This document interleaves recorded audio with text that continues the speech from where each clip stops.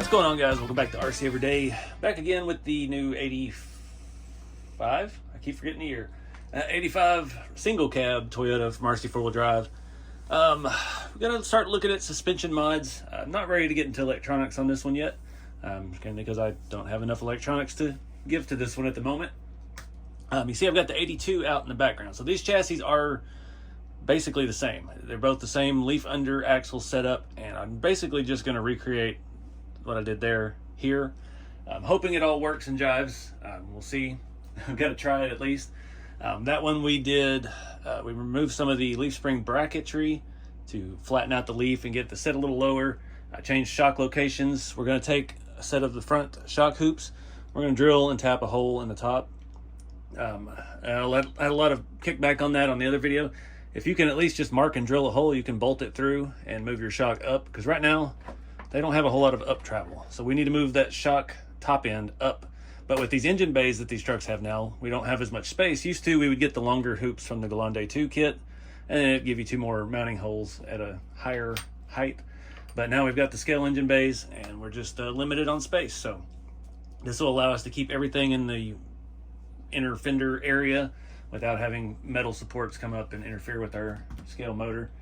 Other than that, it's just going to be suspension tuning. I do have a Bauhaus skid plate, Bauhaus RC. These are pretty affordable. It'll really, I'll show you on this one, really tucks the transfer case up a good bit. Don't mind the battery strap hanging down there. Gains you, I already had a stock one laying around, but it gains you about a 1/4 to 1/2 inch, somewhere in that ballpark. So we'll be swapping that out. If you saw the end of my unboxing video, I did flip this truck, unfortunately. Scratched the roof, scratched the hood, broke my air dam, and scratched the bed corner. So we've gotten past that initial new shiny truck trauma. So we'll be ready to drive this thing actually at some events coming up. One thing I'm not sure about, I'm not sure how I feel about these stripes. I'm not a big stripe guy. The main reason it bugs me is this one will not stay stuck down in the door jamb. We could just remove that one and just call it good. Another thing I did not really catch in the first video is that these fenders and quarters were completely redesigned. These are not the same as the 4Runner and the extra cab bodies. I'm sure the new versions of those will have it as well. I didn't never really know what that was about, but you guys in the comments said that the fenders were wrong for the year. I don't know. Truck's a truck to me. Looks like the right era. Looks like the one we had, but I was a little kid when we had it, so couldn't tell you what the fender lines look like. But anyway, yeah, let's start tearing into this thing. I think I'm gonna start by drilling the holes in these, so we'll cut to the shop in here and show you how that's done. Rust on your bed, scale-wise tucked where the real ones live. Not just another box from a shelf. He builds them like they live somewhere else. Some folks see toys, some folks see play, but there's a whole lot of craft in RC every day. RC every day. Where the small wheels roll with a big old soul. All right, it took a little longer than anticipated. I've bought 2 set of those taps on Amazon a long time ago, and I've just been using one of them, and it got completely clogged. I think I used it on that semi-trailer build I did a couple weeks ago, and it may have had some aluminum built up on it, so forced it through, made the holes too big. They would still work if you just put a nut on from the back, but you know, I'd do it again. I ran a screw through it, make sure everything is good, and notice I did them slightly offset. I noticed I did that on the other one. When the truck goes down, this top shock mount is a little bit further back, the shock gets angled, so this will correct it and put it back up at the front. So the install on these is pretty easy. I've already taken the nut off to remove that inner fender just so I can show you. I'm gonna hang on to our spacer. If I can get it up here, it looks like about a 3mm spacer. Let me just pull this one off. Make sure we put the same bolts back in the same spots because they're probably different sized. Oh, that's about the same, figures. And make sure I grab the right ones. Oh, where was it? It's another good reason not to take the other one off yet. That's not the right hole. There it is.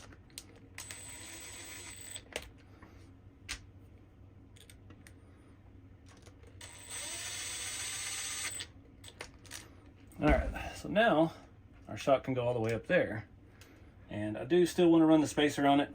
I just don't feel good about that being so close to that hoop.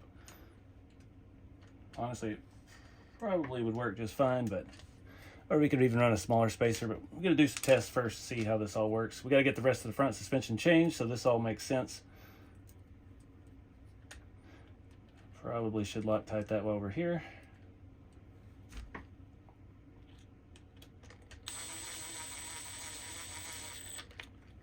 All right, now we can do the bar. So if I remember right, on the other truck, I went with one leaf in the front, but I think I put the springs back in the axles. We're gonna take a look at that and see. The trick for this leaf spring flip has two pieces. Why did that not come up? I'll show you those here in a second. So it has the piece down here. I can get that dang screw out of it. So it's got that curve in it. It's got that arch, and that's what's causing the leaf springs to have so much arch. So the way to do away with that is to take this piece out.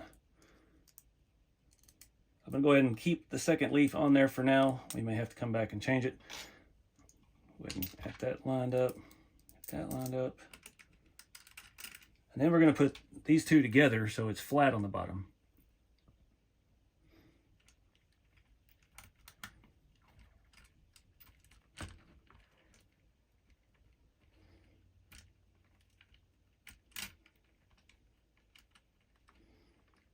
Come on. It does not like that block. There it is. Ouch, pinched me. Now we'll pull the axle back up to it. I can get them straight.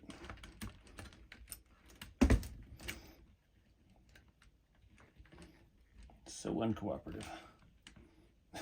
Jeez. There we go.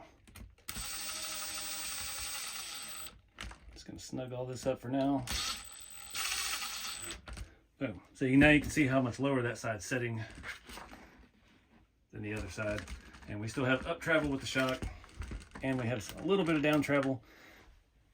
Did the same thing to the other side. We'll see how it sits. All right, so now it's sitting perfectly level with the rear. I took the second springs off of in the unboxing, made it a little bit softer. The problem with it now is our shock bodies are hitting the axle. So we need to move those out one hole. Hopefully that'll give them enough clearance. We've got to take this out to get to them. The battery or the receiver box.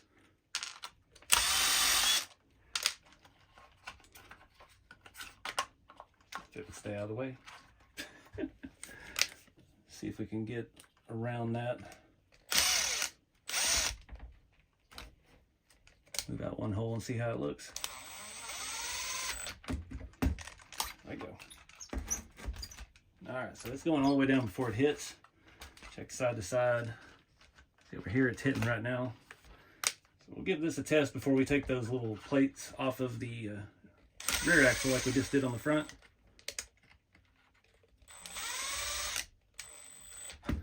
See how this all jives. All right, well, that's actually working pretty good now. I don't know if I really want to mess with the back. See, now we've gained some up travel. Let's see if we're hitting our servo. We're hitting the servo just a little bit, so we could raise the servo up a millimeter or two. That's weird, it's not rebounding like it should. I finally made a truck that requires the springs and the shocks. So I don't know, let me do some more brainstorming, see what we got going here. The other one sets down just a little bit in the back. And it's probably just because those plates taken out. So, I don't know. Maybe we need to put the springs. All right, guys, took a little break. Decided to unpinstripe it, or undo all that. I'm not mad at that at all. That looks so much better. It's a little busy with all those, and I don't know, I'm just picky about stickers. These still bother me a little bit because you can kind of see through. Yeah, I'm just not a big sticker fan, so I'm definitely not mad at that. Really having flashbacks to the one we had when I was a kid. It was this body style. I think it was an 87 though. Had the independent front suspension, but it was like dark blue. And man,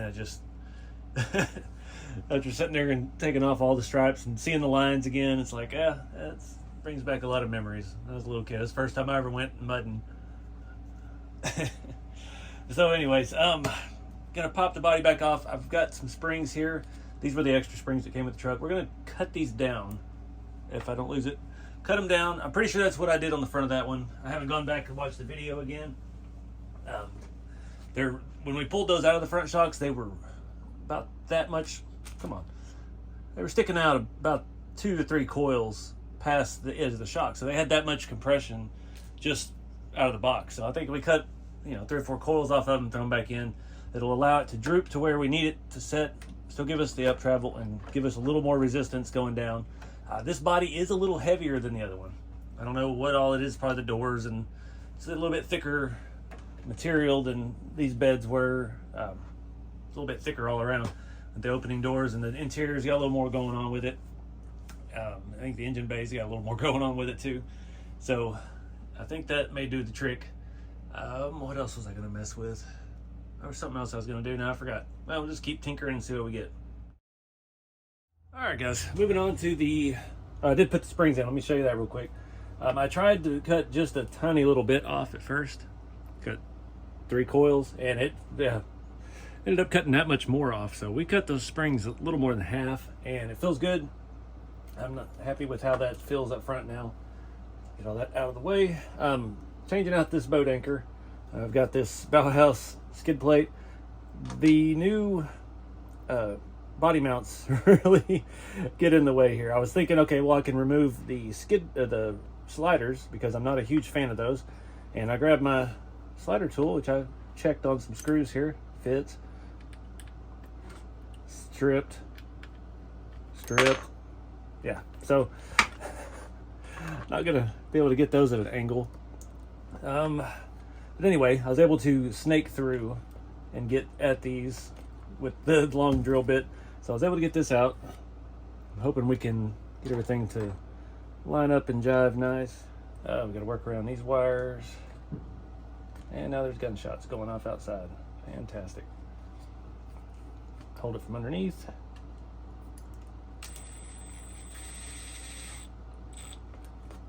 Oh, where did one go?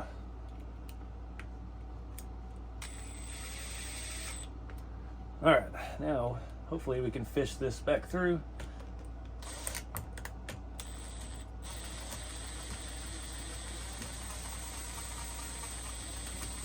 The only problem with that is now we're going into 3D printed plastic, and we're going to need a longer screw and a nut. And our body mounts are tied into those, so we definitely have to do that. That's going to be fun to get in there. Let me see where that other screw went. Ah, magnets. How do they work? See the length on that one. Yeah, it's a little short. All right, we'll go find some hardware. Let's test that out real quick. That might actually work for those. We've got 2 of those sitting there. See if we can get that back out. See if we can get that all the way out.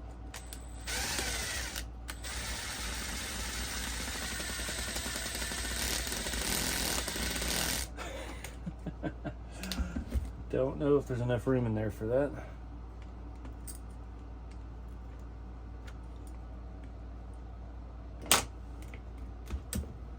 I'm guessing it threads into the piece for the body mount. That's going to be fun to get a longer one in there. Oh Lord. Maybe that one will work here now. I'm on the fence about taking the sliders off. Because we're going lower with the ride height. I mean, we don't really, it's a little aggressive to me, but it will be a battle of screw cutting. Okay, it fits. If we can get it started. I got a feeling we're just going to end up having to take this whole thing apart. It's stuck underneath that part of the body mount now. Jesus. All right.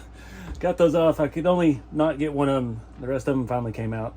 So I found the secret to this. With the body mounts open, there's enough room to get a bit barely in there. You've still got to go at an angle. And we still got to get a nut on the inside of all 4 of these now. Get this thing to line up.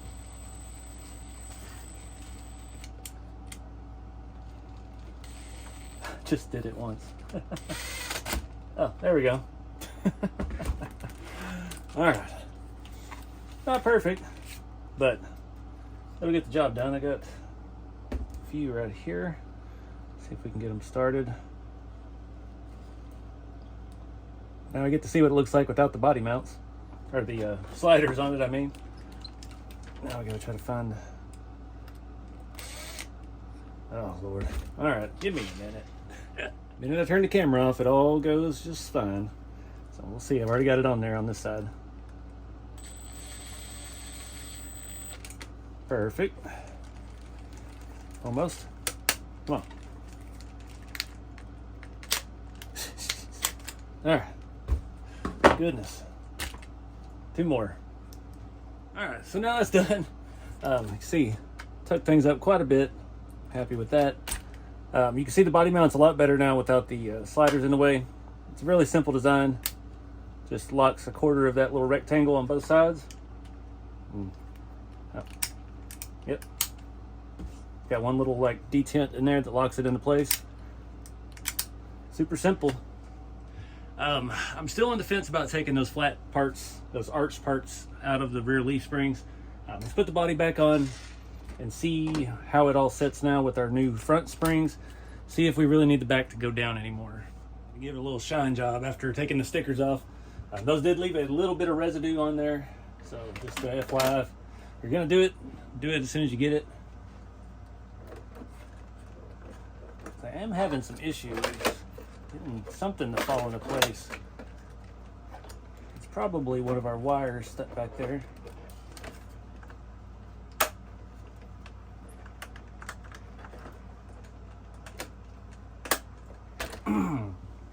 Oh man.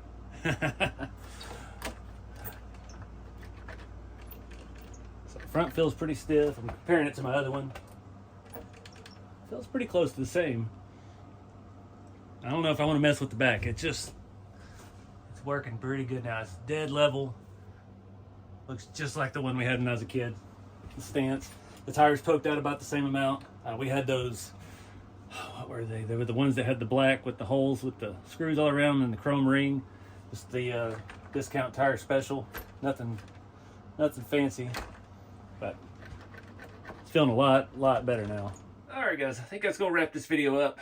I'm not ready to do anything else to it yet. I've got a servo I can swap out. Got a RC4wd HD. I did not have any more Fusion Pros laying around that we could swap. But I'm going to give this a little bit. I'm going to drive it some more with stock electronics and just continue to break in the suspension. Make sure we're setting level. I want to mess it up. It is a little bit different formula than the other truck, than the 82, because this body is a lot heavier, surprisingly. So yeah, we're just gonna give it some time, but I'm digging the changes. The ride height looks perfect.